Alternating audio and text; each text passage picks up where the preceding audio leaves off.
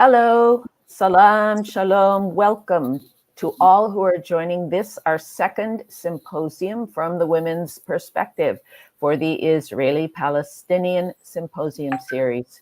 We create these symposiums from the heart because we care deeply about Israel and Palestine, and we aim to inform our audiences about the ongoing struggles between the two, which impact, as everyone knows, both the Middle East and the world.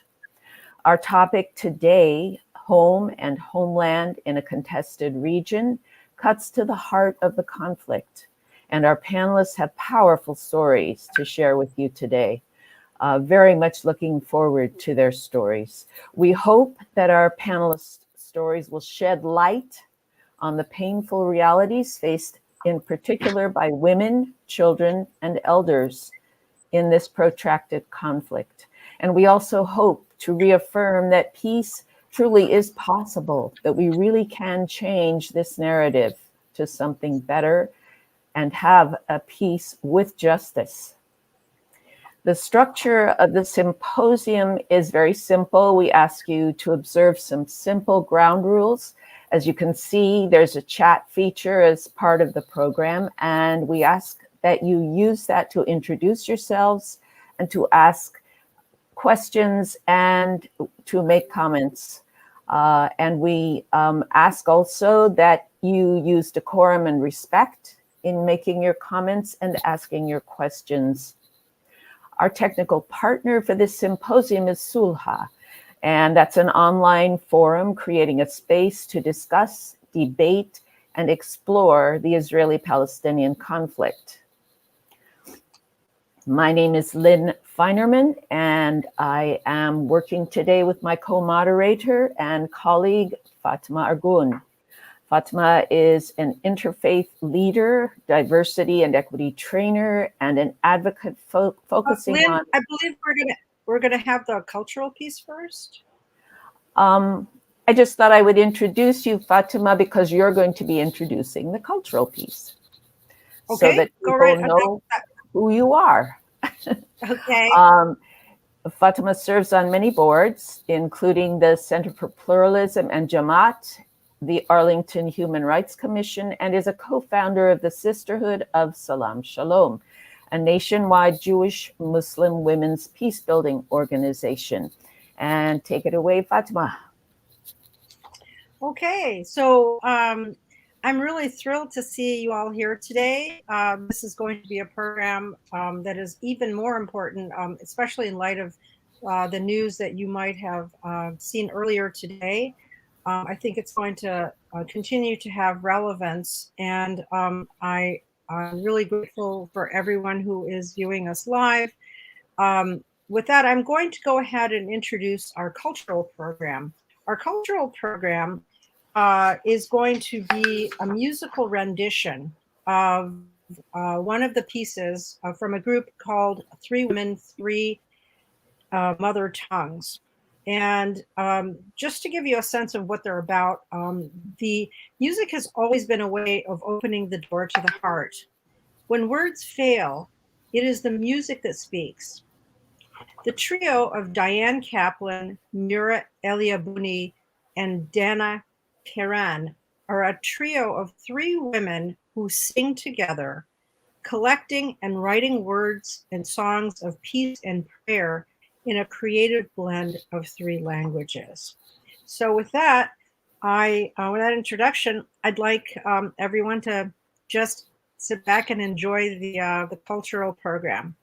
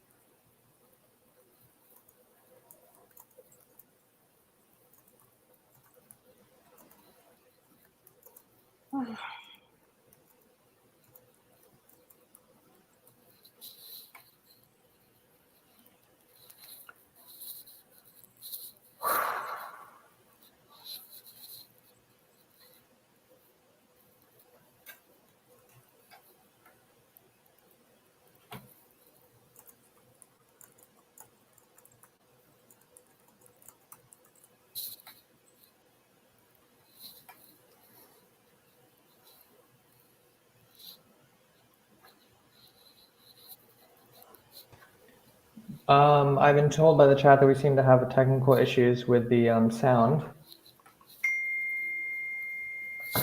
Can you guys hear me? Yes. We can, Yes. yes. There seems to be an issue with the sound. Tell me, I'm sorry everyone in the chat, just tell me if it works now. I'm going to be playing, I'm sorry for the delay. I just noticed now.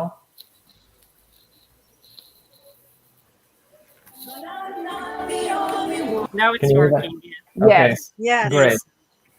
There, we fixed the issue. Sorry everyone. And Okay. again.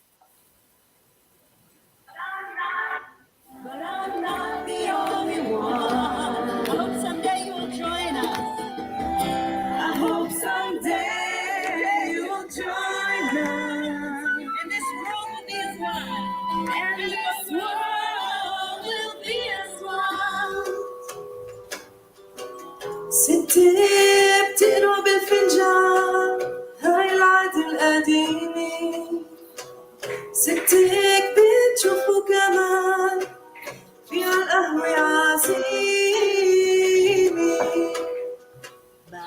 בשנה וחצי האחרונות נולד לו מפגש מוזיקלי חדש, הרכב חדש, 3 נשים, 3 שפות.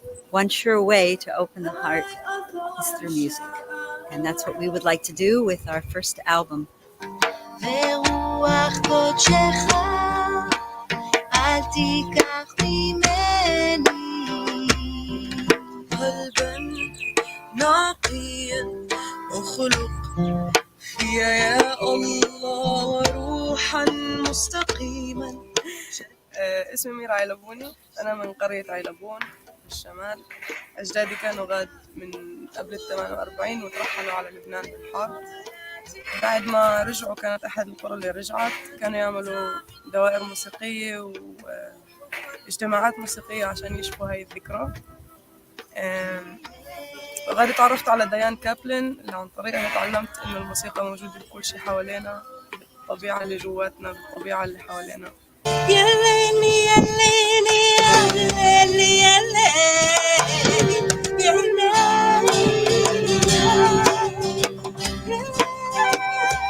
I myself am a child of Holocaust survivors. So for me, the sound of the German language was always associated with negativity and with fear. Then I had the opportunity to go to Germany and to lead music workshops, singing workshops. And there I taught German people to sing in Yiddish and in Hebrew. And they taught me to sing in German. And this music transformed us, transformed the relationship between us.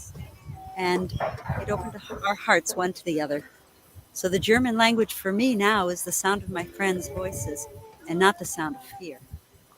When I returned home to Israel after that, I began to make the same steps towards my Arab neighbors. Because when you sing in someone's language, it's hard to call him an enemy. לתוך המפגש החדש הזה עלו וצפו השורשים התימניים שלי.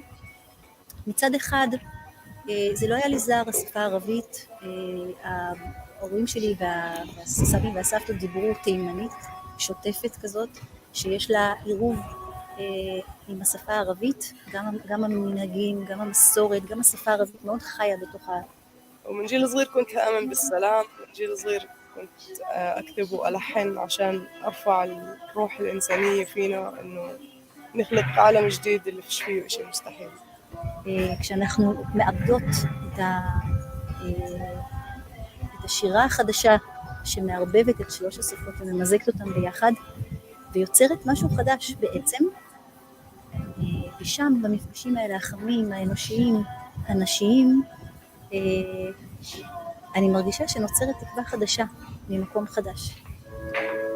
ولا تقول لي حرب عشان الأرض شوف تسوى الأرض بدون الشعب لا تقولي صراع عشان الرب זה זמן שינוי.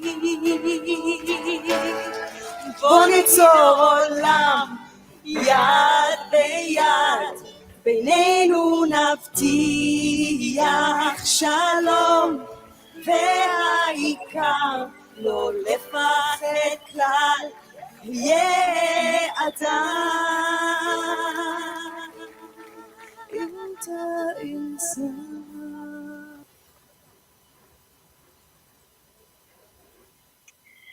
Well, we hope you finally you enjoyed the cultural piece now that we finally got the audio for it. So thank you for your patience and for bearing with us.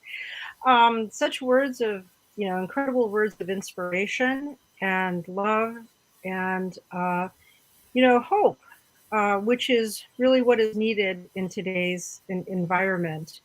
And with that, I'm going to go from one inspirational message to introducing Roberta Wall, who will give you more words of inspiration.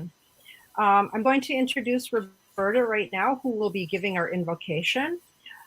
Roberta is a certified nonviolent communication trainer, NVC. After training with NVC founder Dr. Marshall Rosenberg more than 15 years ago, Roberta retired from her profession as a civil rights attorney and New York State court mediator and began sharing NVC with peace groups, government agencies, families, and spiritual communities on 5 continents. For the past 11 years, Roberta co-organized and facilitated annual trainings in nonviolent communication in Israel and Palestine. She writes, being in community with Israelis, Palestinians, and internationals who dedicate themselves to transforming their own hatred and despair and to modeling new ways of being together on the planet has given me unimagined healing and growth. Her book, Torah at the Intersection, will be published later this year. Read more on her blogs and website. And I will be providing those later in the chat for anyone that wants to access those. So with that, I'm going to turn it over to Roberta Wall to give our invocation. Thank you, Roberta. The floor is all yours.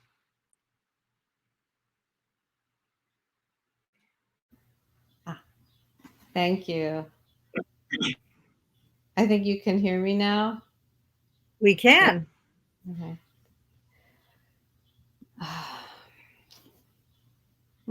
Thank you for inviting me to share an invocation. And today I'm inviting us to invoke the power of our broken hearts.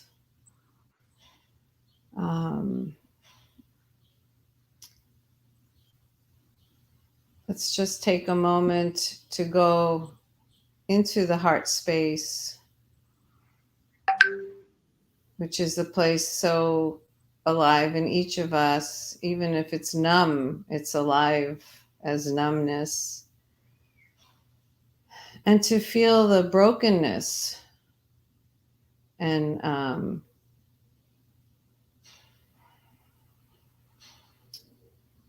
to bring up the image of when we step into each other's broken hearts, when we invite each other in this courageous act of vulnerability that women can really shine on the world as a strength of leadership, when we share each other's broken hearts and invite others into our broken hearts, that is how we bring together the brokenness. This is how we begin to repair the world, by creating this collective field of sewing together what is so torn apart right now. And Tal, would you screen share that image? Thank you. So we invoke our brokenness and share it through words and here through a photo on the theme of today's symposium of home. These are our sisters sitting outside their home in Masaferiata, South Hebron Hills. As we are here right now in our brokenness, in this broken world, more and more homes are being destroyed.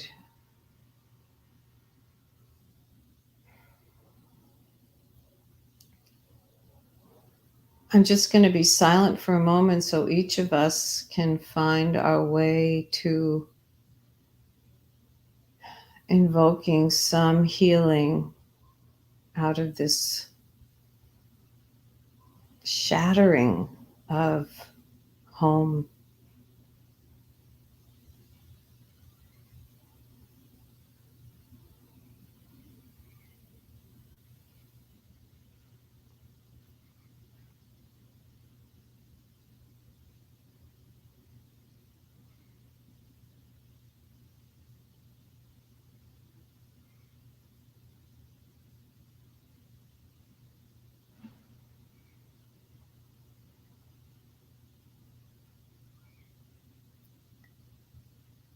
May our touching each other's broken hearts contribute to the repair of our broken world. Thank you. And I will post in the chat the link to the article that shares what's happening there. Thank you.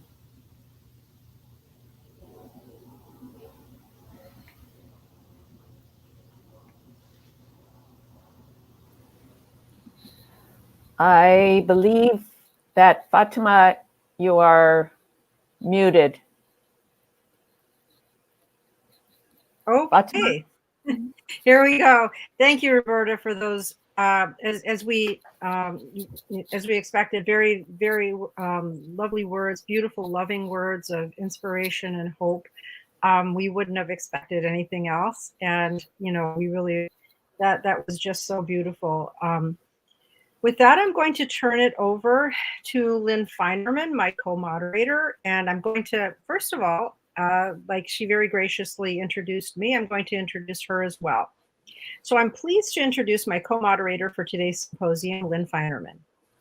Lynn Feinerman is a media activist, a producer of movies, and a writer. Her Women Rising radio project profiles visionary women in leadership for all the critical issues of today and podcasts on the Progressive Radio Network worldwide. She lived in Israel-Palestine to make a movie about grassroots peace activists there titled If You Make It Possible.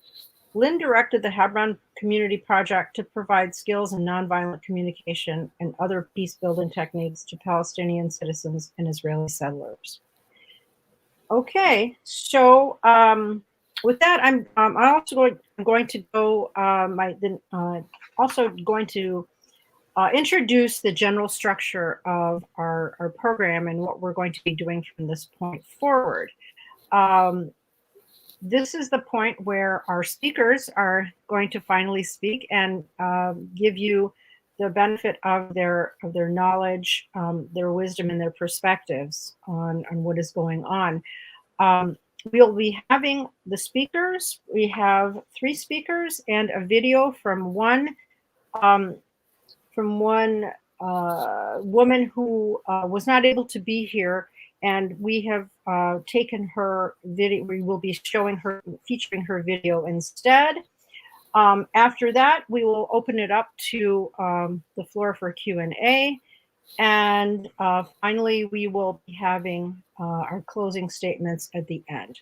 So hang with us. If everyone is still with us, thank you for being here and for bearing with us through some technical difficulties. I think we're going great going forward. So With that, I believe the first, Lynn is going to introduce.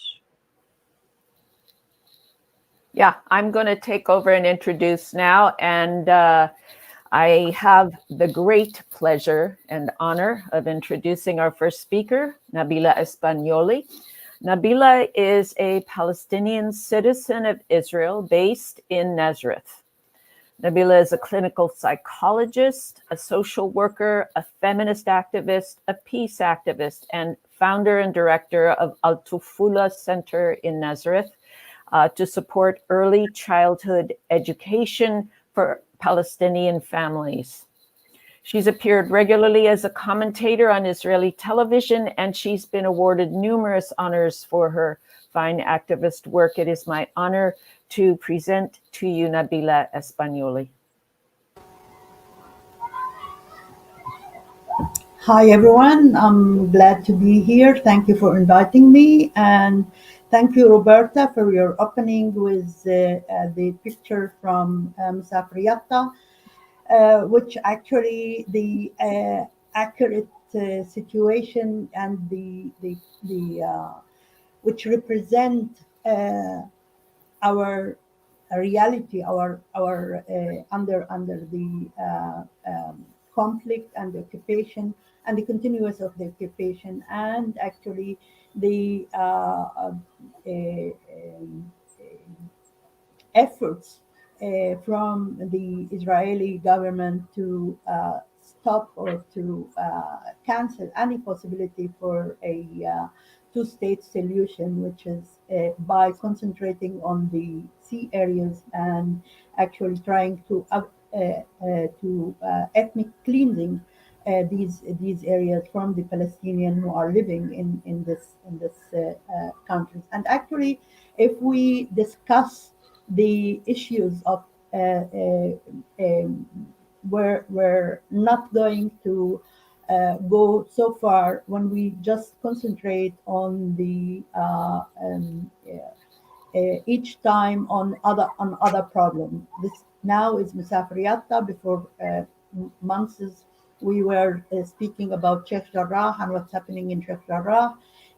Where over the years we're speaking about house demolition, about settlements, and about the all the obstacles that in front of the peace. And my question to us is how long we are going to discuss or to speak about the next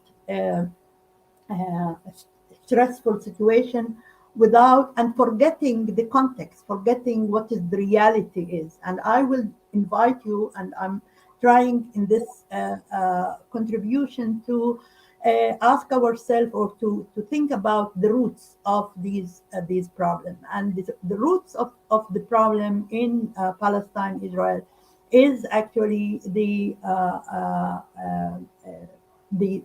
problem here. The root is the effort of the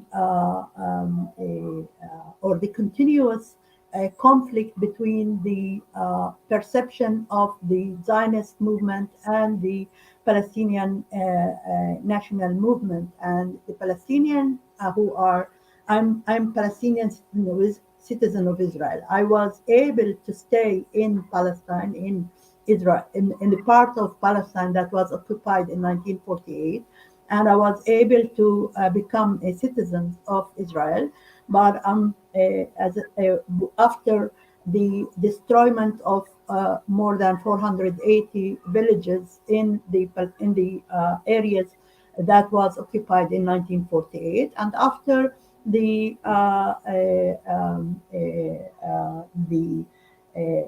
first ethnic cleansing efforts inside the Palestinian area, which created the Nakba of the catastrophe of 1948. I would like to speak about that because I think and I believe that without looking at these roots, without talking about the roots, but without taking responsibility about what happened in 48, we wouldn't be able to build a future. We wouldn't be able to build a common future, and a future which respect and accept the discourse and the story of the Palestinian here in the area.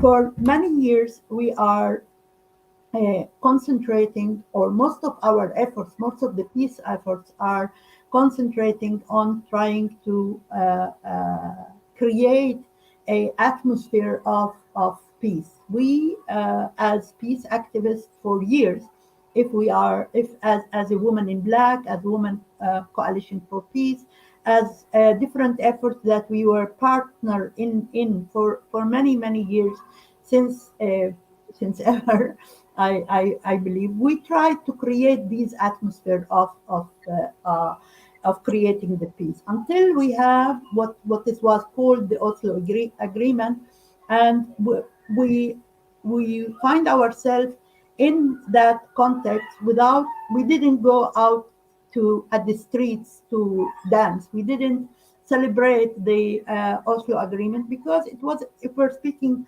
Lynn was speaking about peace and justice, and this peace agreement didn't create any justice. In contrary, it created more and more conflict, and actually it was trying to demolish the possibility or the hope of the Palestinian, like what when they demolish houses.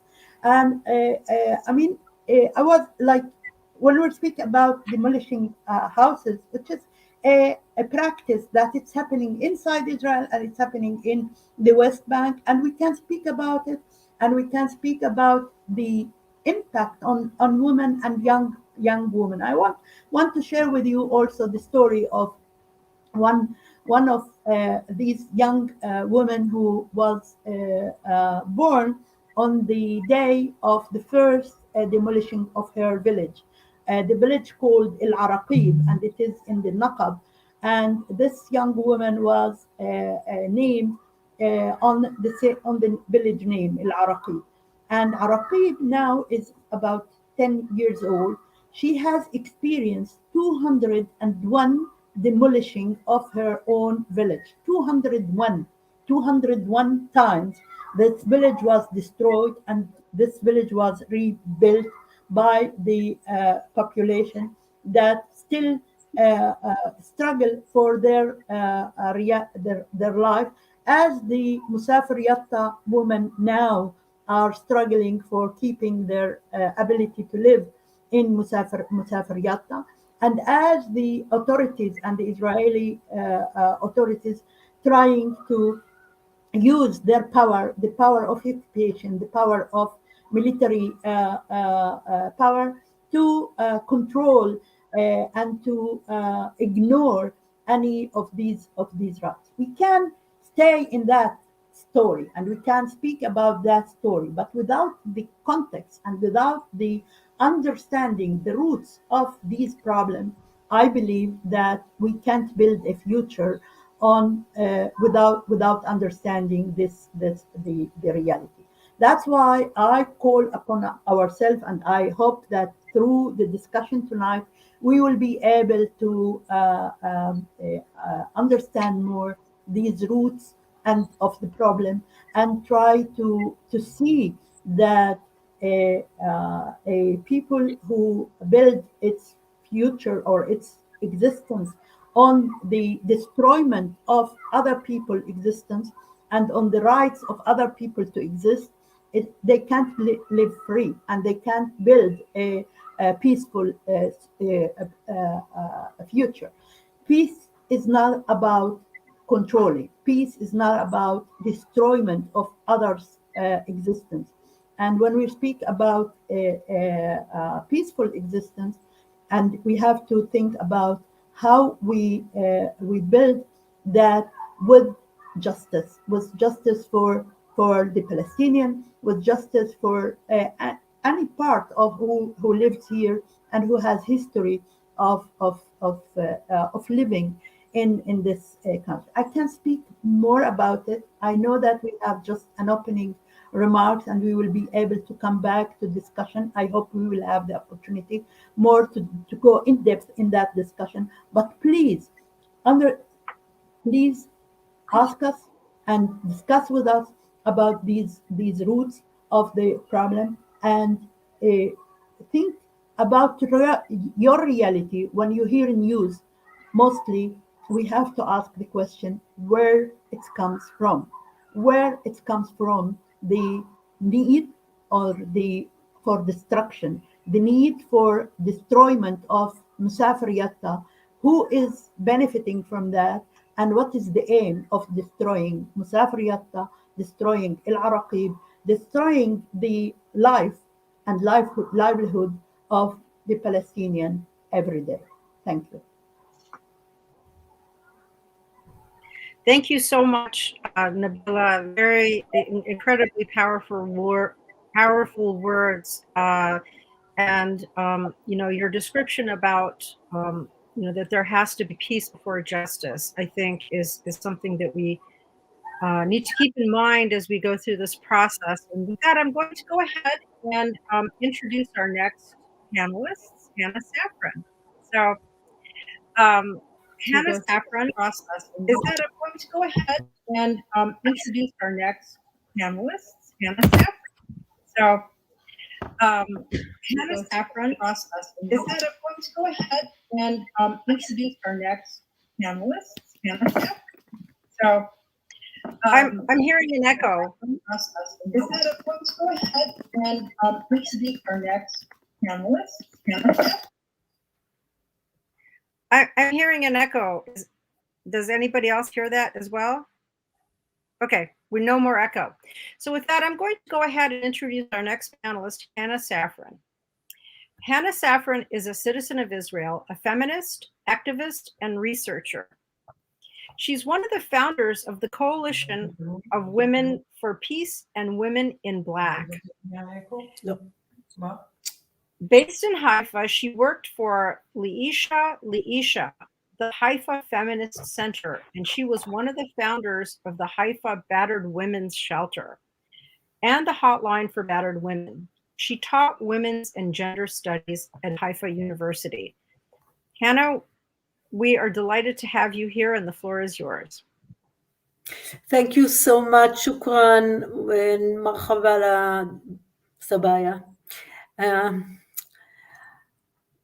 Well, it is very difficult to find what are the right words where the situation is so terrible and it's getting worse every day. Every day we get up in the morning and we have to listen to horrific experiences of Palestinians throughout historic Palestine.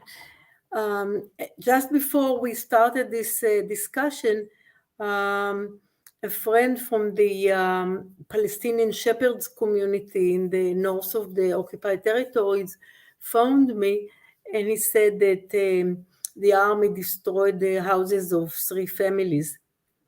And as Nabila said, it's everywhere. And each time we try to focus on one area and try to have international outcry, demonstration, but it's like a cover on a bed that is not big enough, and you have to pull every time to another direction, because the situation is really getting very, very difficult. It was always difficult, but we now have to live with the consequences of more than 70 years of the destruction of Palestine. And yes, it did take stages. It was not done in one stroke, but it is ongoing. And we in the women's peace movement have been trying for a very long time to say that maybe there is another way, maybe we can talk about things, understand what happened,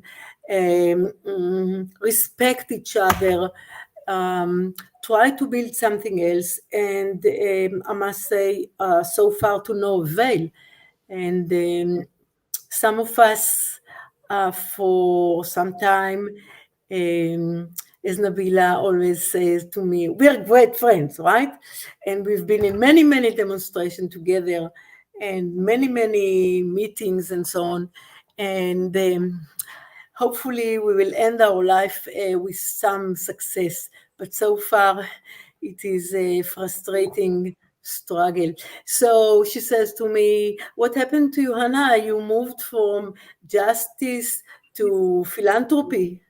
And yes, sometime, to keep the struggle going, there's nothing that you can do but helping people to struggle.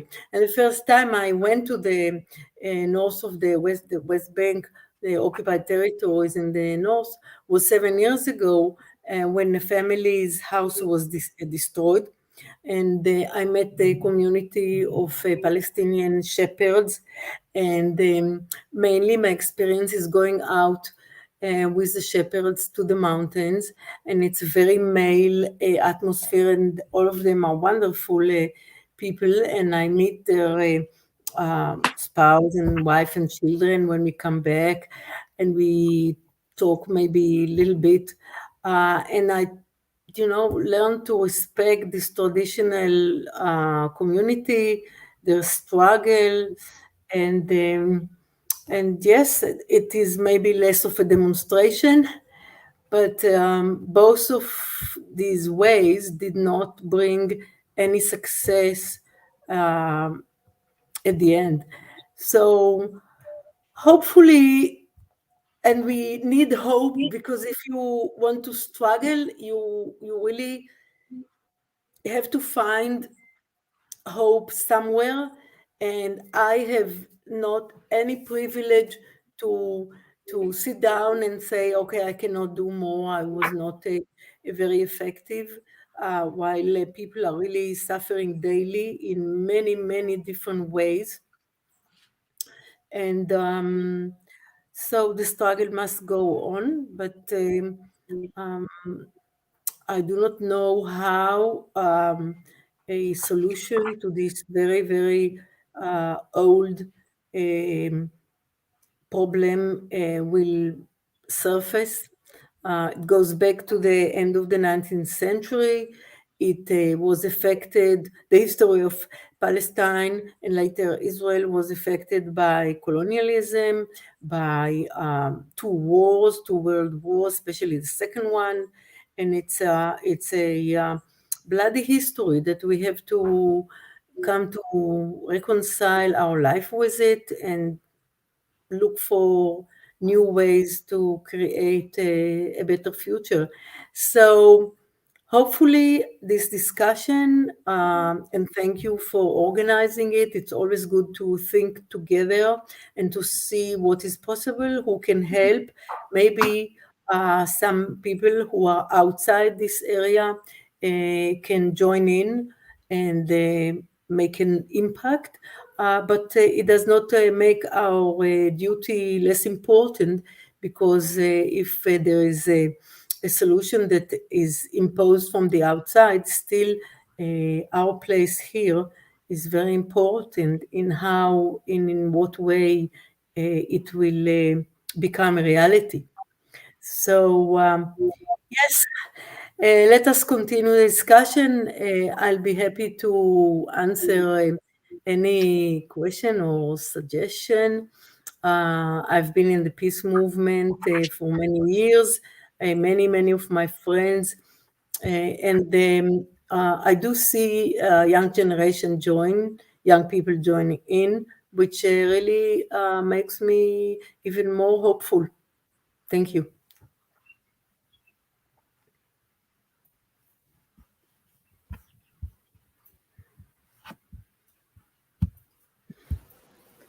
Had to unmute myself.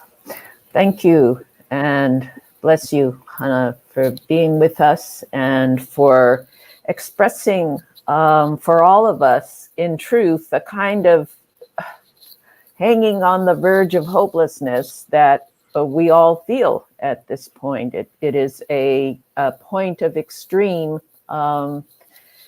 discomfort and sadness at the state of what we are experiencing. I wanted to move the program along and share with you a very short video from Reem Hamad. Reem Hamad is a longtime resident of Sheikh Jarrah, a neighborhood in East Jerusalem. Reem appealed to Israel's Supreme Court in a case involving 4 Palestinian families who are still facing imminent expulsion and destruction to make way for Jewish settlers. We present a short video from Reem, as I said, and this video is provided by the United Nations Office for Coordination of Humanitarian Affairs. Thank you.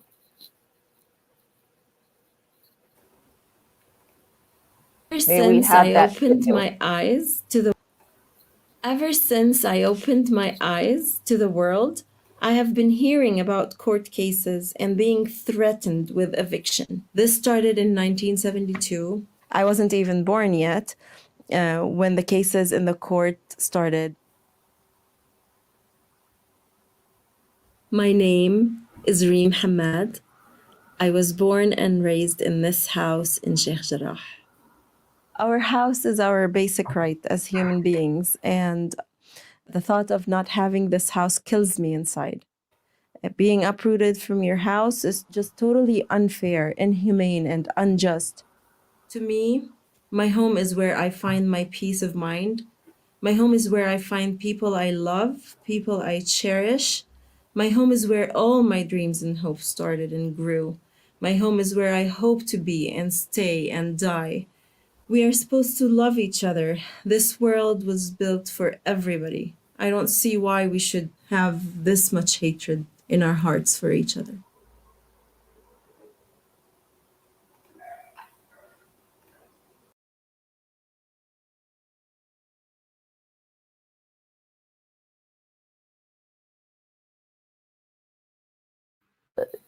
Okay, so that was a very heart-rending piece from Reem, and I think she encapsulated in that very short piece what this program is all about and what we need to consider as part of any conversations going forward. So I'm going to introduce our last panelist. I have the pleasure of introducing Rafa Mismar. Rafa Mismar is a youth coordinator and an organizer with Combatants for Peace Middle East. She's also a journalist with Media Line and an advocate for human rights in Palestine. Rafa has a master's degree in democracy and human rights and is a human rights defender of women and children's rights in Palestine. She's a volunteer and peace activist with several organizations and recently co-hosted the annual Israel-Palestine Peace Memorial, viewed by hundreds of thousands worldwide. It's my pleasure to now give the floor to Rafa for her remarks.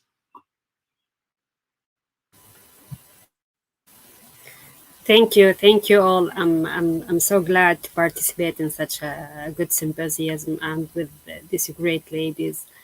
I feel like part of this discussion, and in the same time, I am from the generation which grew up with the recognition from the Palestinian Liberation Organization, recognizing Israel as a neighbor country, and we had the peace with them, waiting for our state as Palestine to have our state on. And unfortunately, this type of peace never happened. I'm working hard within my community in order to improve the little things as like a basic human rights in our lives as Palestinians within the occupation, which is like stop everything in our lives.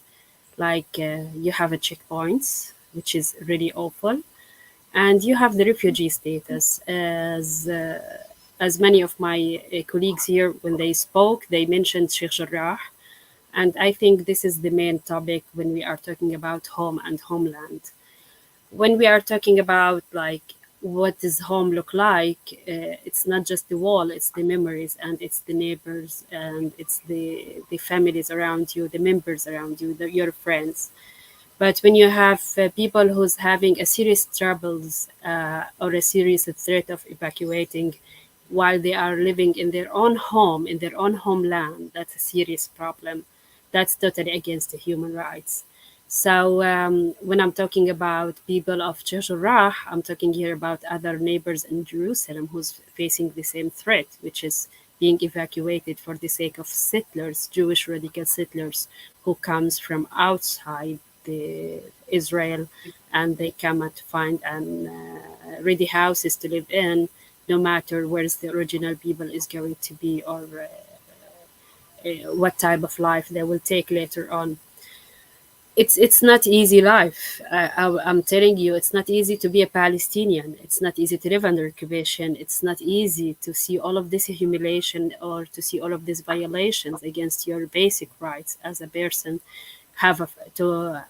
To keep your life safe, to keep your movement and mobility is okay, to keep even your house is okay, your bedroom, your books, your table, your mom and dad memories, your friends' memories in school. Here, when you are talking about serious occupation, you are facing this kind of court law or military order, which comes to the family, and it asks you to evacuate a house that you have been living there from since you born, or the house that you worked hard to earn money to build it and to get married and to have your own new family as a young Palestinian or as a young woman, man and woman. So it's not easy situation, and at the same time, international law it goes with us. But when it comes to the Israeli court, nothing works there. It's always to the sake of the Jewish radical settlers, who's always like having the money, having the authority, having the power, and they have the soldiers who protect them while they are attacking Palestinians. So seriously, what's happening right now in Jerusalem?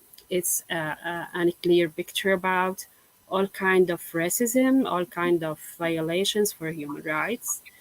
I will add here about my colleague, because as you mentioned that I'm a journalist in my first degree, and I've just lost my friend, which is Shireen Abu Akleh.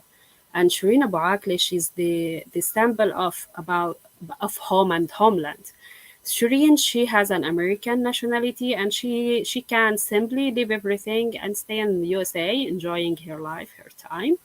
But when you're born in Palestine and you see all of this kind of segregation and racism and the type of how the Israeli government deals with Palestinians, with isolation, neglection, and all of that checkpoints and all of that violence. So you have one of two. It's like, I want to be immigrant, or I want to be here in this country to continue do what I'm doing. And a person like Shireen Abu Akleh, she's a journalist and she's from Jerusalem too. So the feeling and the affiliation for her land and for her people, it reflected with her professional work. And at the same time, she was a victim of a sniper who ended her life simply in less than a minute.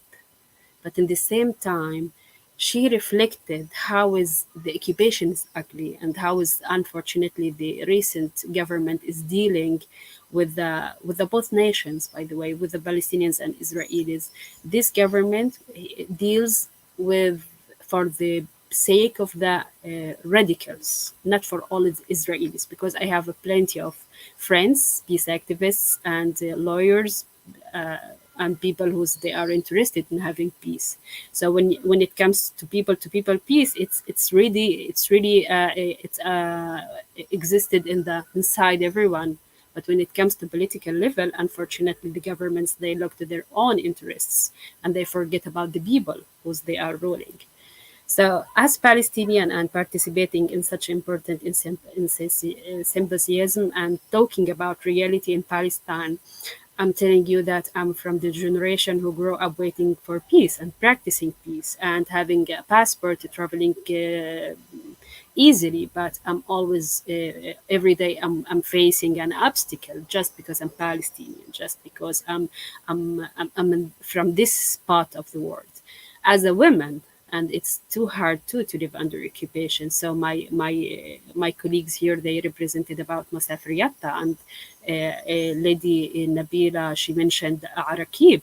To me, I can tell you more about how the people around Bethlehem is facing a serious problem from the settlers in Hebron, for example, in Al Khadr and Hussan.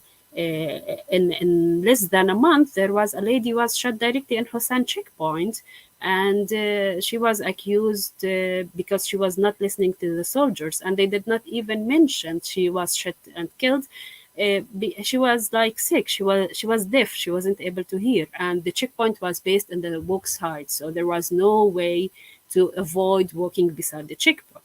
So women are facing a serious problem here in Palestine under the occupation, and at the same time, they are facing a serious threat of losing their families, because the mother who collect the family, and when you lose the house, the members, they get so angry and so tired and so depressed. The mother should be strong.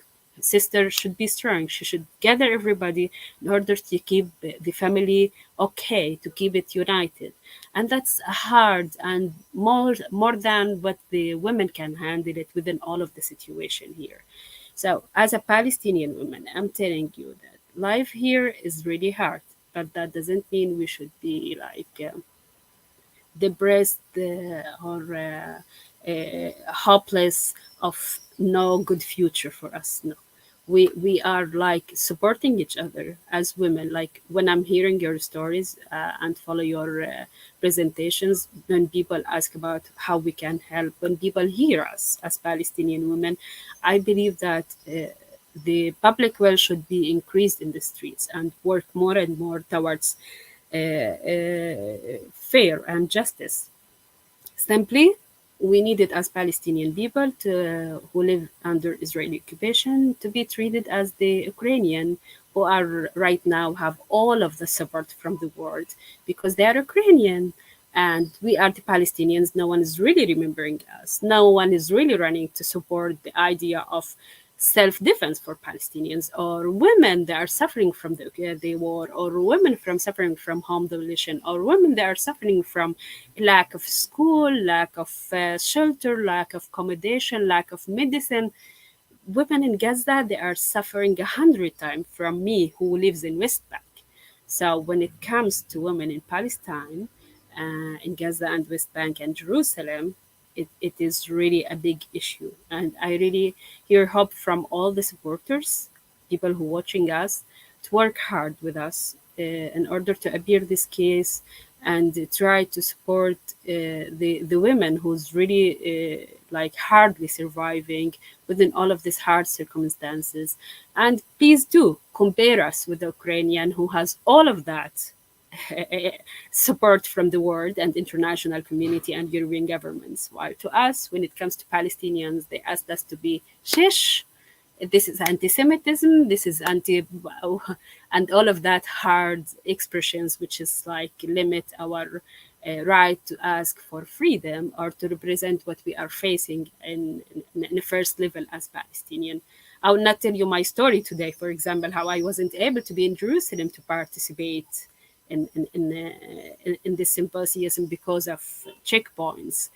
I will not tell you that I don't have a good 3G, because all the time drones in the skies, which is affect the 3G, which is I can't have a good internet in my house. So it's like a serious problem in everything. We have a serious problem about water, electricity, controlling the borders, the checkpoints, like traveling.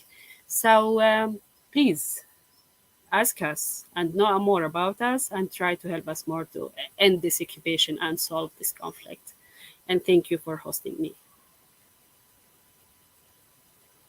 Thank you, Rafa. That was. Thank you for your candor. Thank you for your words of for really telling us what your story, for telling us your story, and how how as a Palestinian your daily life is, what you experience, because these are things that a lot of people don't hear and they need to hear them.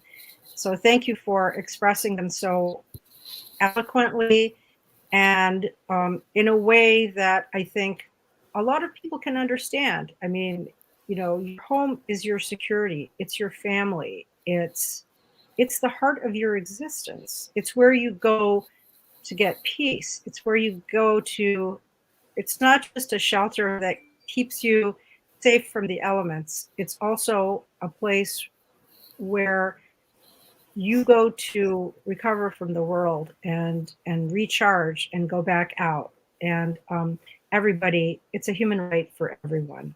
So thank you for that. Yes, thank you. Fatima, I would like to say something also. Sure. I think that it's really important for us to listen with the kind of ears and heart that Roberta was trying to summon in all of us when we hear these stories. It's very important to, to hear with compassion, to be able to understand and identify with another human being, regardless of what your national affiliation is.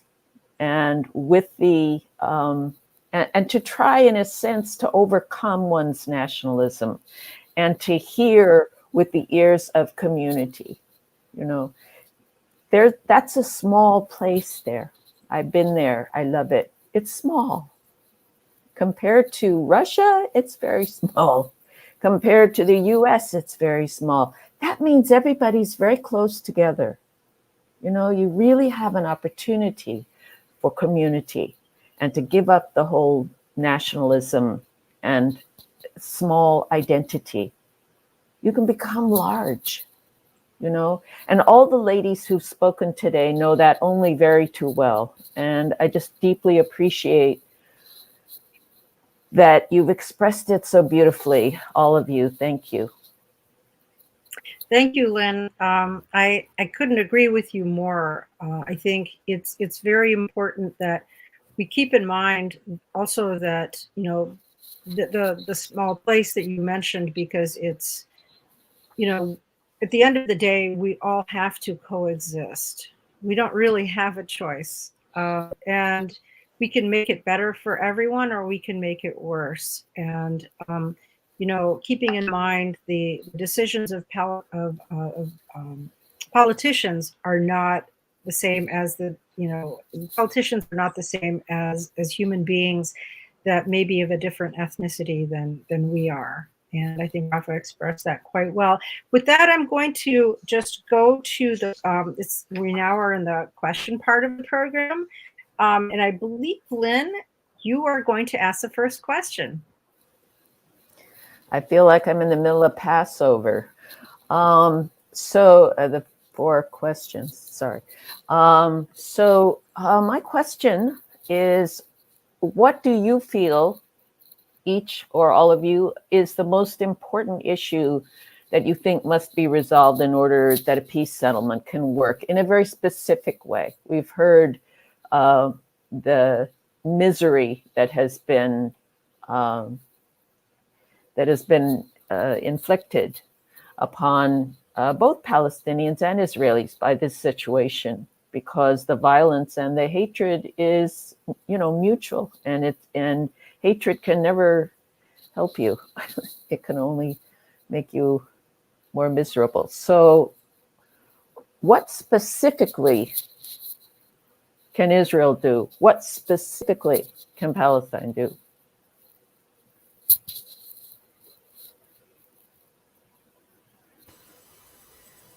I can answer if like none of the ladies is ready to answer. Simply, ending the occupation is the first priority.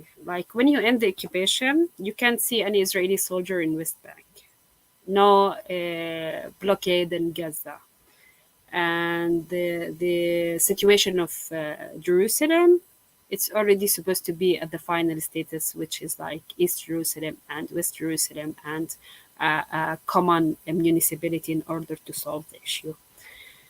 This is what should be happening. When it comes to reality more, so when Palestinians will not see soldiers, will see people, deal with them. When it comes to parliaments and the Knesset deal together, when it comes to work unions and workers union and workers union work together, it will become like more the details of the life in order to solve it. In reality, when it comes to West Bank right now, within all of that number of settlements which has been built recently, and all of that radical settlers who's really attacking the streets, that means these settlers should be leashed, because right now they are unleashed. They are simply asked by Bennett and Shakid to earn their, to hold their guns and ready to shoot anybody. So the military orders should be stopped. And remember, there's humans in the both sides. And at the same time, these settlers should be leashed and have the priority to find themselves to live within Palestinian area or Israeli area, or let's say a gray area, which is like a common or shared Palestinian or mixed Palestinian Israeli areas. So when you are talking about two-state solutions, I used to believe in it, not anymore, because in the ground there is no Palestinian enough land in West Bank. There is Gaza, which is not all Palestine. So in this case, we can do a federation, a confederation. There is a solution. But what is really basic right now is a serious Israeli government wants peace. Since Bennett rolled over, he's not ready to talk to Abu Mazen. He's not ready to talk about peace negotiation. He's not ready to talk about any kind of peace agreement or peace conference. Why? Like, he's ignoring even the voice of the Israelis who's living inside Israel, asking for peace and for commercial and businesses within their neighbors, because we are sharing everything simply. We are sharing water, we are sharing air, we are sharing internet, we are sharing electricity, we are sharing everything, even the goods. Corona, we share the virus together. So when it comes to reality, we need to work in a shared-based system. But what's really happening right now is we had Netanyahu, who was an awful prime minister, and right now we have Bennett, who's comparing himself with Netanyahu, is not comparing himself with a better president who's seeking for a sake of these two nations in order to solve it and find a good solution.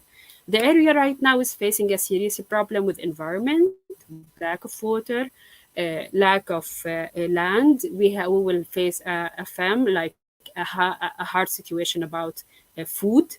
So we need to do within a cooperation strategy, not as what we are facing right now as Palestinian, an isolation strategy. And that's what's really happening on the ground. We all, Palestinians, we all punished. Collective punishment is the basic tool is used right now by this government.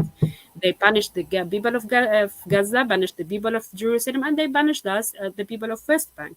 So collective punishment and all of these military orders, it will not get us to any good solution, in my opinion.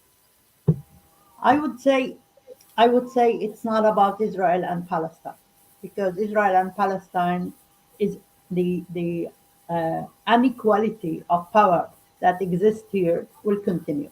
We have a occupation power that uses its power over the Palestinians, and as long as the international community is allowing this use of power over others, and the misuse of power, and the violation of all human rights and international agreement and internationally acceptance of so long that the word is silent, or the double standard that Rafa was speaking about continue to exist, so long that this unbalanced situation will continue with silenced words the Israeli occupation will continue to use its power. What we were saying as peace organization after years of activism within the state of Israel, we were addressing our partners and our friends around the world, and we were saying we can't do it alone without a real international responsibility about the conflict, about the violation of human rights and a violation of all the agreements, and without the real using of the standards, without double standards, I think that this is will continue. That's why I would say we need you. We need the international community. We need the role of the peace activists around the world to question and to demand from their own government to make Israel accountable to the violation that is happening daily, happening on the ground. We can't do it from within. As I said, if you have power, and especially in a militaristic reality and in a patriarchal reality, the power haver are using the power over women, over the land, over the Palestinian population, over the marginalized community within their own marginalized community. As Rafa was saying too, it's not only about against the Palestinian, it's also against the marginalized community within Israel. So long that this power is not questioned, so long that this power is continue to be exercised and without any comments or sanctions from the world, we will not solve it. We wouldn't solve it. A violent man won't stop without a woman who's shouting for help and without a support system that help her to go out of this circle of violence. The circle of violence that continues with the occupation wouldn't be stopped by itself. As long as the word is silenced, that will continue.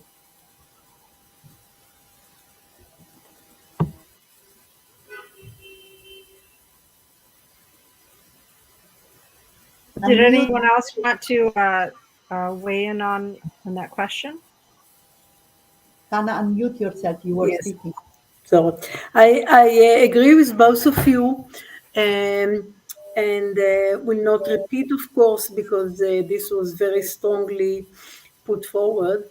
I would like to add that Israel, as a society, the Jewish part within Israel has to undergo a cleaning of its racist, hegemonic world point of view. And this is urgent because we've all remember the experience of racism in the 20th century and where it can take us.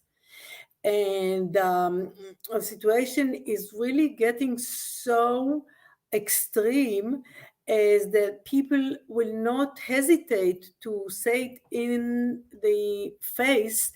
Last week I went to the north of the Jordan Valley, at the north of the occupied territories, and the West Bank, and my friend told me that my Palestinian friend from the Shepherds community, he told me that he asked an officer, "Why are you doing this? There is no logic in doing whatever he was doing, arresting people or destroying something." And he said, "We want you to leave, go to Jordan, go to Syria." So ethnic cleansing, when we say ethnic cleansing, is something very, very concrete. It's not something that happened in the past, or maybe something that we destroy a village, but then people can go somewhere else. No, Israel actually, historically, and I should say Zionism historically, before the State of Israel, really wanted, as the slogan goes, people without land, the Jews, to a land without people, Palestine. But there were people, and everybody knew there were people because the early Zionists saw a Palestinian in their eyes. And even within Zionism, there was a discussion between people who were really saying we should not be adhere to colonialism that really wants to evacuate or annihilate the local people. And the discussion didn't help much. And if we look more than 100 years ago, we can see one by one the milestones of Israel becoming being a racist country. And racism is a very dangerous phenomenon. And I agree totally with what Nabila said. It's very difficult if people from the outside don't tell you you have a disease, racism as a metaphor, a disease as a metaphor. Sometimes you want to deny your illness, but racism is so dangerous. And it doesn't matter that Jews have suffered from racism themselves. Maybe even it complicates the situation. Not only we are racist against Palestinian or against anyone who is Muslim or Arab or Christian, Arab doesn't matter, but we ourselves are victims. So what do you want from us? We're victims. This situation creates such an horrific argument that we can see it in the United States, in very much in Germany. Very difficult to speak for the liberation of Palestine because everybody who says something is accused as being anti-Semite. Because Zionists, especially now, has put all their effort to connect the two and to destroy the real logic of anyone who says, there were people here, there are people here, they're going to stay here, we must look for a solution. And there must be a solution. Wherever people live, there is hope and there is many solutions, not one.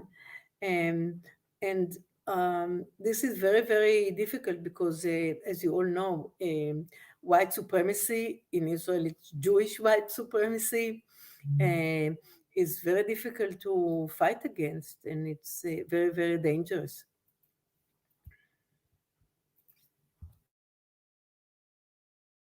Did anyone else want to comment on that? Roberta, did you have a comment that you wanted to make? Sure, thank you. Yeah, I'm really taking in Hannah's words. And I'm calling in from New York City.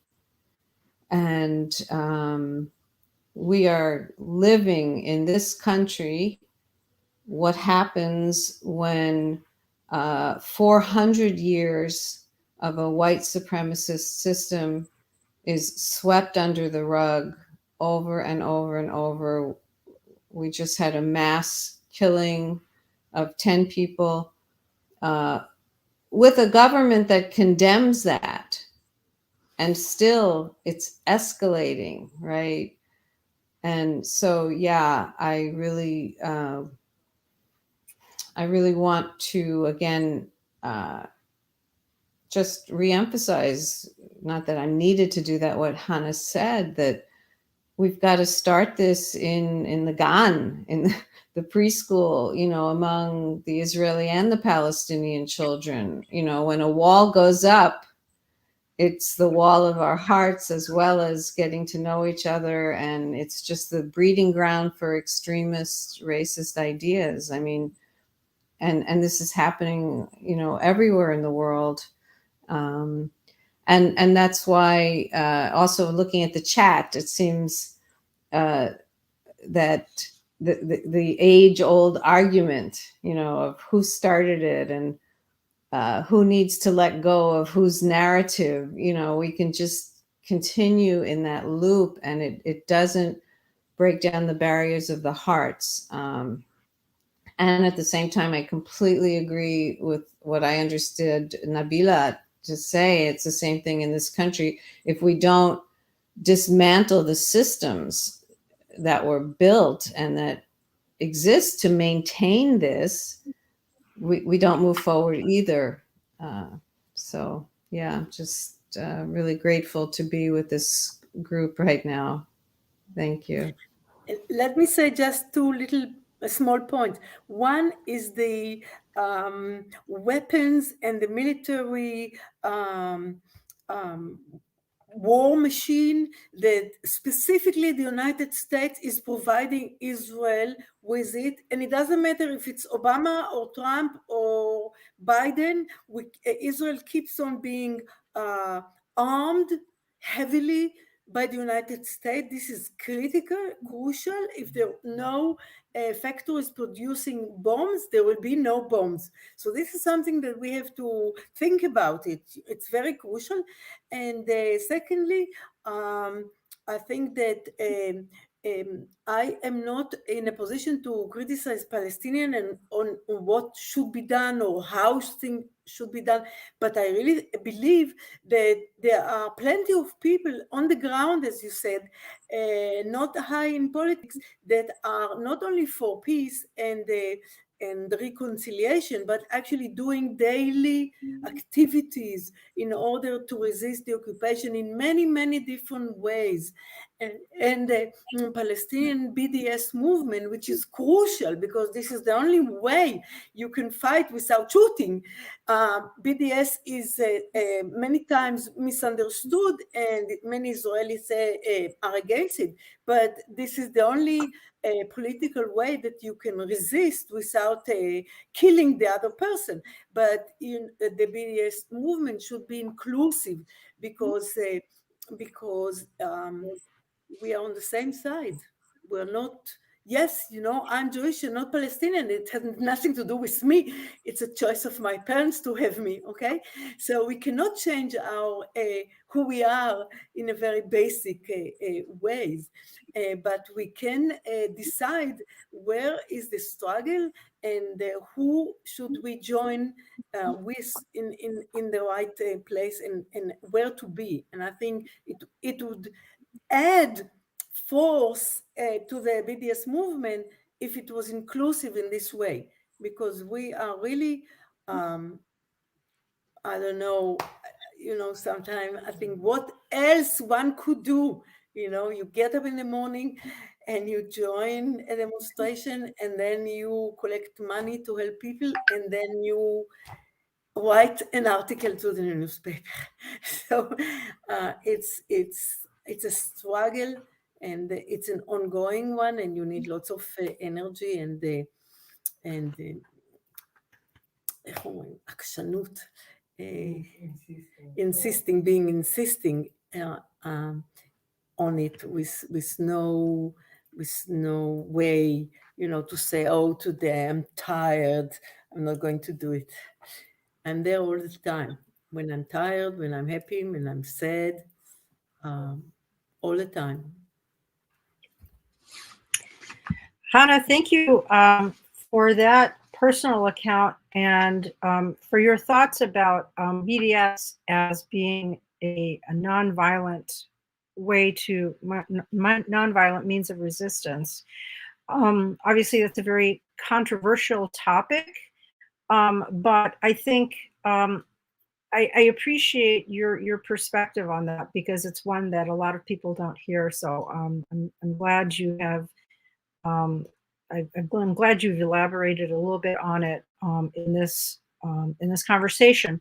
So with that, I'm going to go to the next question, just to sort of move things along. Lynn, did you have a thought? Yeah, sorry, dear. I did want to mention something that Roberta has asked us to mention, that evidently there's a new film, Boycott, from Just Vision. And that's an important and useful tool to help us to understand the reasons why BDS is such a critical tool in this particular struggle. So that's all. Thank you. Thank you, Lynn, for pointing that out. And my apologies for not seeing that that note from Roberta, very critical and very relevant to what was just discussed. So I'm glad we were able to add that. I myself have actually seen that in process in my professional life as well, so I can attest to the fact that that does exist. I'm going to go to the next question. Now, this is coming from my perspective as an interfaith dialogue professional, one that works with organizations, with different faith organizations, to find solutions, whether it's on a local level or, pretty much all levels. And here's a question to all of you. What should or should not be the role of the three Abrahamic faiths in the negotiating process? What are your thoughts on that? This is a very important question because just for those that don't have this background, the three Abrahamic faiths are Judaism, Islam, and Christianity. And they comprise a very large part of the religious traditions of many people in this world. So I think they have a role to play, but I'd like to hear from you all as to what that might be.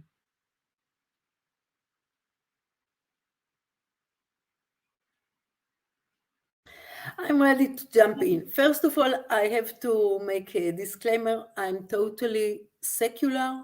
I was born to a Jewish family. I do not deny that. The history, the culture, the language, and so on. But I am secular in the sense, sometimes in the US, the word secular is not exactly understood in the same way that maybe in Hebrew or Arabic it is said.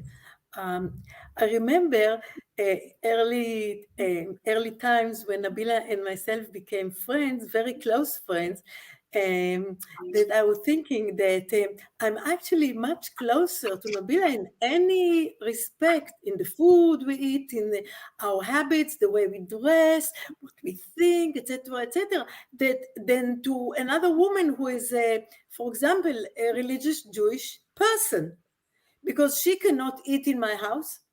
Her son and daughter could not marry my children if I had any children, etc., etc. So I remember it thinking vividly, what a contrast between being Jewish and not being able to be close to someone who is Jewish, and Nabila, who is for me Palestinian. I discovered that you came also from a Christian family, but this never changed any aspect of my relation. We are secular. We believe in the ideals of a humanistic world in which every person has a right to live with respect and etc., etc. And we don't have to check every point in this belief of ourselves. But I must say that the question reflects what is now called the Abrahamic peace process with the Qatar and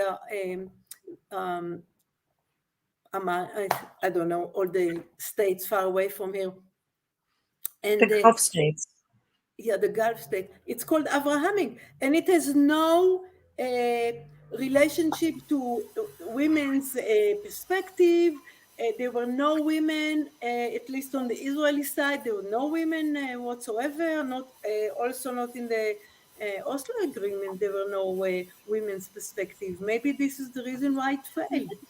And it really refers to something that, okay, many people in this region are religious, and I respect that. But those people who rule, at least in Israel, are not religious, and they have an idea of how things should be from a religious perspective. So I just to give you a small story about what is the problem with Jewish, at least, religion. from the Jewish perspective. There used to be a couple in one of the settlements, and it was a Rabbi Fruman and his wife Hadassah, and he was meeting with religious Palestinian important people, and they were discussing the possibilities, because if you are a religious person, you may talk to each other on the same ground.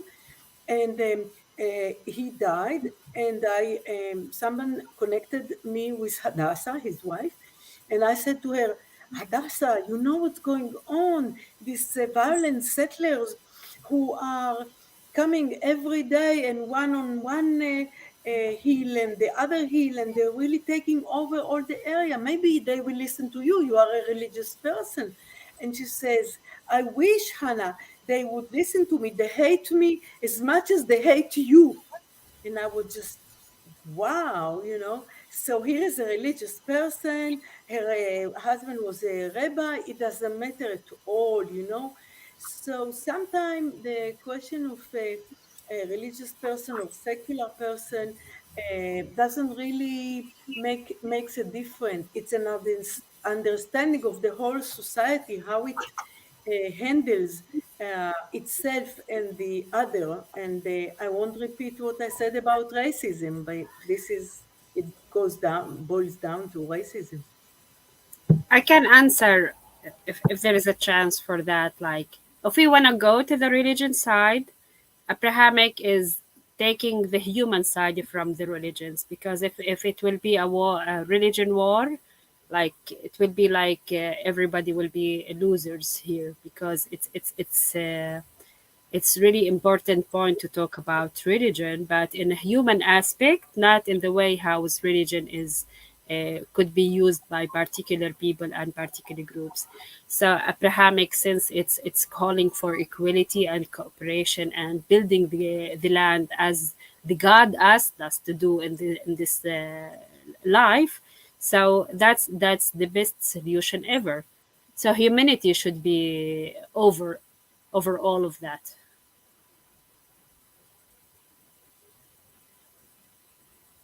Nabila, you have to take. Yes, I just I think that so long that the problem is not a religious problem, it's a political problem. We have to deal with political issues. Now, within the religion, there is political divisions too, and what is actually differ between the different approaches to religion is the values, which values you put on play. Like if you think of humanitarian values, and you would go to a religion which more compassion, with more understanding, with more respect, and with more values that appreciate human and human rights and human beings. So I think that, but if you are a fanatic or using the values that are guiding you is fanatic values that gives says that our religion is the best religion, and it's the only religion, and it's the only right one, and it is the only whatever. So I think you can contribute to more the struggle. Right now, what I'm seeing in around us is that Israel is trying to push the conflict toward a religion conflict, and because they want to demolish the human rights and the national rights aspects of the conflict. So they push it towards more a religious conflict, and based on the fanatic approach to it. So the role of the humanitarian approaches in religion is to make their voice more clear and more heard, and to don't allow the hegemony to be the fanatic approaches to religion. But as Hannah was saying, I am historically Christian, but I'm also a very atheist person, and that's why I can't speak of the role of the religions themselves, but I see the differences, that there is no one religion or no one Islam and no one Christianity and no one Jewish. There is, in the Jewish religion, there is different tones and different direction. Within the Christianity, there is the differences, and within the Islam, there is differences. So the voice of the humanitarian Islamic approach and the Jewish humanitarian approach and the Christian humanitarian approach need to be strengthened, yes, but the real issue is a political issue, and that's why we shouldn't forget that. Thank you, Nabila. This has been such an incredibly rich discussion. I can't believe we're already at the 1.5 hour mark. I would I had hoped that we could get one last question in. I'm going to Fatima, Lynn, did you have a comment? Yes, I have one last question from the chat. And since we haven't referred to the chat, I will read the question, and anybody who wishes to respond, wonderful. To the panelists, do you think that ending the occupation will end Palestinian violence against Israelis? If that is your thought, how do you explain the violence prior to 1967? Nabila, you're on mute. Yes, the occupation began in 1948. It's not only 1967. But with the historical development and the political development, we came as Palestinian and Israeli to the conclusion that we need to have a settlement, and we need to have a recognition of the fact of the development on the ground. And that's why the Palestinian had made the historical decision to recognize Israel as and to think about the majority of the Palestinian in some periods were for two-state solution. And as someone who still believes that two-state solution is now the needed solution, I'm with Rafa that in the reality the Israeli occupation and the settlements and all what's happening is reducing the possibility of two-state solution. But I think still that the need is to be able to build a real future with a common Palestine for everyone. We need to have this period where the Palestinian self-determination is recognized and considered. And that's why ending the occupation, yes, it will reduce the violence. Of course, it wouldn't end, because not all Palestinians do agree on a two-state solution. Not all Palestinians do agree or came to the conclusion that we need to recognize that there is a Israel beside the Palestine, and there would be always other forces. We are a people. We are, as Palestinian, we are a nation. We are people, and as people, we have different political views and different political approaches. But what we are saying, what I am saying, as a peace activist and as peace who is struggling for peace for over more than 50 years, I think that the occupation is the major obstacle in front of all the, it's supporting the violence all over. Thank you. I can answer quickly for this question, which is like, I think a person who did not face a demolition house will not do a violence against Israelis. A person who did not has a brother in jail just because he passed, he was at the wrong time, wrong place, arrested by Israeli soldiers. He will not do any violence against Israelis. A person who has a right of mobility, right of resistance will not be do any violence against Israelis. Simply occupation is the reason why there is a violence. And when it comes to reality, As much as the Ukrainians have the right to have self-defense, Palestinians have the right to self-defense, and they have the right to seek freedom.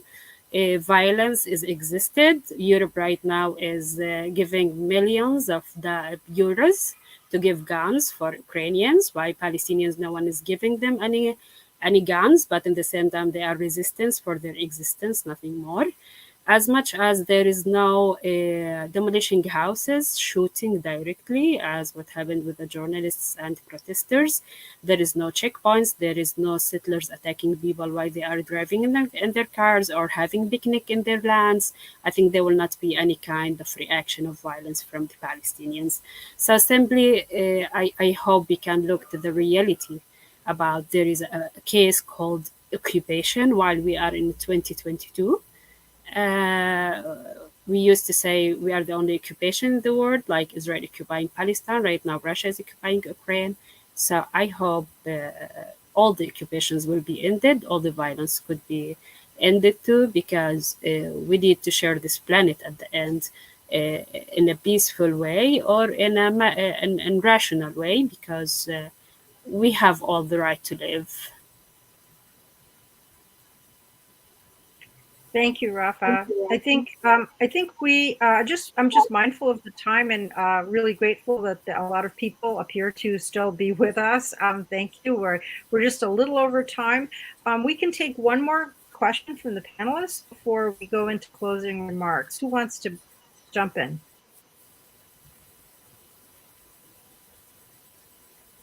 If nobody does, we can go to the closing. Okay, I don't see any burning desire to express any thoughts at this point. So I'm going to now you don't have question from the audience?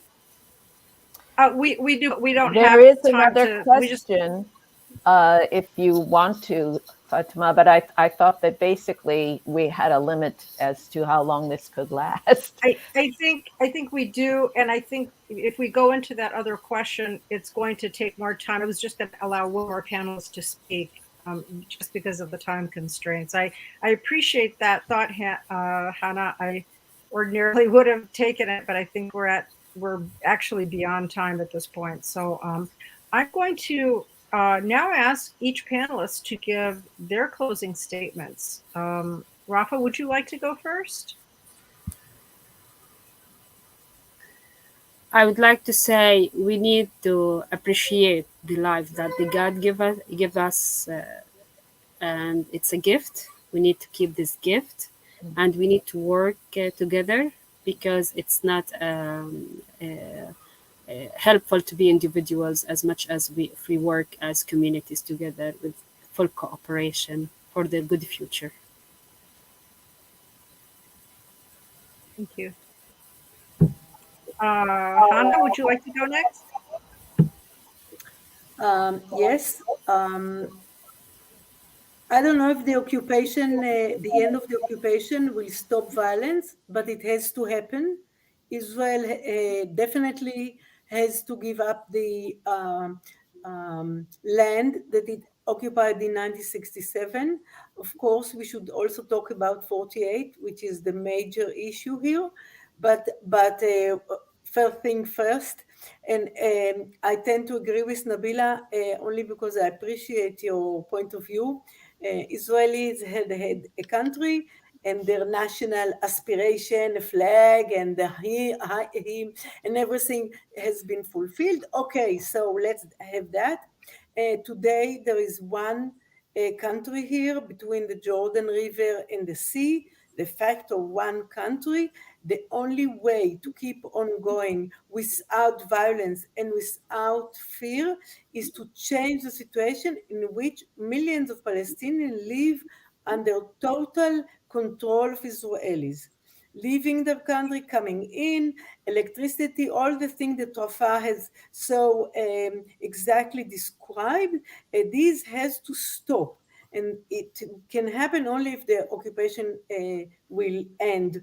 it's inconceivable that even in places that Israel has recognized Palestinian Authority, like the cities, the big cities in the West Bank, like Jenin, Ramallah, etc., Israeli army can knock on your door and kill you and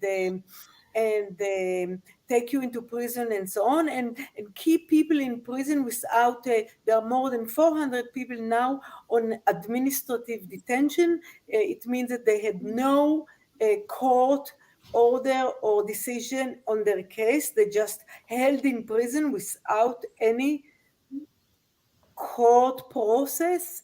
These things are so terrible that anyone in their clear mind should be working to end them. So of course everybody in Israel is saying, wow, a Palestinian killed a Jewish person, but as if it's out of the blue. Palestinians just, their hobby is to kill Israeli people. I mean, this is ridiculous. Just look beyond your nose and see what is the situation in which these people are being killed, because they are desperate, because Israeli army, which with all its might is being killing endlessly Palestinian people. There is no comparison. It's not two sides of the same story. This is a country with lots of guns and ammunition, and here is another country with lots of guns and ammunition. This is not the situation. Israel is one of the strongest army in the Middle East for sure, but maybe even fifth in the world. So what are we talking about? So it's not an equal situation, and it has to end. If it will be better or worse, well, let us try something else, and we will find out. Hannah, that was wonderful, and I love your passion, and you really said a lot in a very short amount of time. But we have to turn it over to Nabila right now to give her closing remarks. I just want to say one sentence. We have power, and we are not using our power. My message is, let's use our power. Let's connect as women, as peace activists, and do that more and more and more and more. And only in this way, we may be able to change the system. Thanks. You've anticipated our next symposium, Nabila, darling, which is how do we connect and how do we exercise that power? Wow. That's awesome. And I believe Roberta also had a remark. Yeah, thank you. Just such gratitude and yes to what Nabila and Hannah and Rafa have just shared. And just back to the last question Rafa answered, what will stop the violence? Yes, of course, that's what we want. And I really believe that if we go inside with the view that Israelis, Jews, Palestinians, Christians, Muslims have the same heart, we have to look at our own hearts. What will stop the violence in me? That's the same thing that's going to stop the violence in anybody else. That's what I want to say. Thank you. Thank you so much. Beautiful, beautiful. Thank you, Roberta. Just an awesome way to end the program. I think we as moderators also have a minute too, so we're going to close it out. Lynn, would you like to go first? Thank you, Fatima. Yeah, I think that, it's interesting. The word goy, is always used in a pejorative way, like he's a goy, she's a goy. The word goy actually means nation. And I think it represents the fundamental Jewish insight that when you have a nation, you are in some sense already, use the word, messed, screwed, whatever, because you are required to give your loyalty, your undivided rah-rah siskumba to your nation. And in fact, we are a community on planet Earth. And nationhood and the adherence to and identification with nationhood is really stopping us from being community together. That's all I really want to say. That's wonderful, Lynn, and I think that's another very important perspective to keep in mind as we go forward and try to make positive change in this region, and positive change for human beings ultimately, because that's who we are, and that's who we are dealing with, and that's who we will always be dealing with. I just want to end. My thoughts are that this has been an incredibly rich discussion. I know that we could go on probably for at least another hour and a half. I wish we could. It's not possible right now, but the good news is this isn't the last you've heard of us. As Lynn said, we're going to have more conversations on these topics. Just a couple of observations I'd like to leave you with. One is that I really want to echo Nabila's thoughts. I think it was Nabila that said, with respect to the international community, we can't do it alone. And really, one of the pieces of resolving this is to get the international community to weigh in. It's time. They've been on the sidelines for far too long, and it's time for them to make a positive stand in moving things forward. They need to hold people accountable, and that means everyone. Okay, so it's not just, yes, there is a power imbalance, but we also have to look at all of the perspectives if we really want to make sure that everyone's voice is heard, because that's ultimately what has to happen in any sort of agreement. The other thing, the other topic, the other issue that I think is critically important in this, and of course we've all expressed it a number of times in this conversation, is that women absolutely have to be at the table. They haven't been for, again, way too long, and it's time that that happens. Women need to be a critical part of the decision making. They are half the people, they are half the human beings on this planet, and they also have to step up. They also have to make their voices heard and say, this is our world, this is our community, and we are here to let people know what we think, and how we're going to make this a better world, not only for our families, but also for the greater world. So with that, I don't have anything else to say. Does anybody? I think that unless anybody else has anything to add really quickly, I think Lynn does. Go ahead. Just deep, heartfelt thanks to the panelists who are simply awesome, and to Roberta, who is simply awesome, and to all of you who stuck with us as our audience, as our fellow thinkers. Thank you very, very much for showing up. Thank you to everyone. Thanks. Thank you. Good night. Bye.